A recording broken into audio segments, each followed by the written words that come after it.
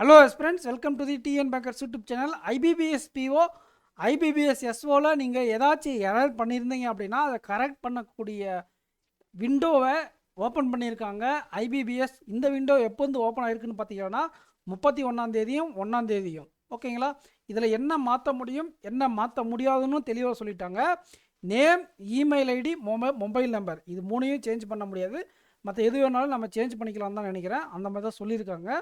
அப்புறம் இந்த கேட்டகரி வைஸில் சில ரெஸ்ட்ரிக்ஷன் இருக்குது.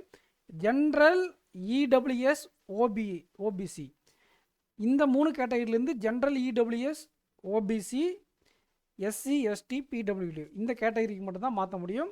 எஸ்சி எஸ்டியை பிடபிள்யூஏ, எஸ்சி எஸ்டி பிடபிள்யூஏ தான் மாற்ற முடியும். அதாவது ஜென்ரல் ஓபிசிலேருந்து எஸ்சி எஸ்டிக்கு அடிஷ்னலாக மாற்ற முடியுது. ஆனால் எஸ்சி எஸ்டியில் நீங்கள் ஒன்ஸ் அப்ளை பண்ணிட்டீங்க இதுக்கு முன்னாடி அப்படின்னா உங்களால் எகைன் ஓபிசிக்கு மாற்ற முடியாது.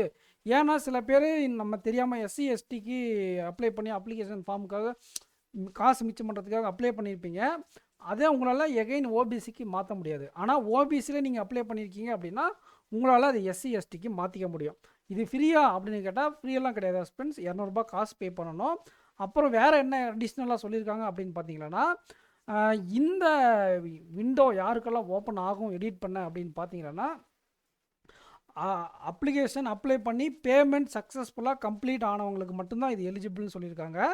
அப்புறம் இந்த எடிட் விண்டோ இந்த 2 நாள் இருக்குது இல்லைங்களா, 31ஆம் தேதி 1ஆம் தேதியும், இது முடிஞ்சதுக்கப்புறம் எந்த காரணத்தை கொண்டும் நாங்கள் ஓப்பன் பண்ண மாட்டோம் அப்படின்னு சொல்லியிருக்காங்க 7வது பாயிண்டில். ஓகேங்களா? அப்புறம் இப்போ ஆல்ரெடி அப்ளை பண்ணிட்டீங்க, இப்போ மாடிஃபை பண்ணிட்டீங்க. இப்போ லாஸ்ட்டாக யாரும் என்ன மாடிஃபைட் டேட்டா இருக்கோ அதை தான் நாங்கள் கன்சிடர் பண்ணுவோம் அப்படின்னு சொல்லியிருக்காங்க.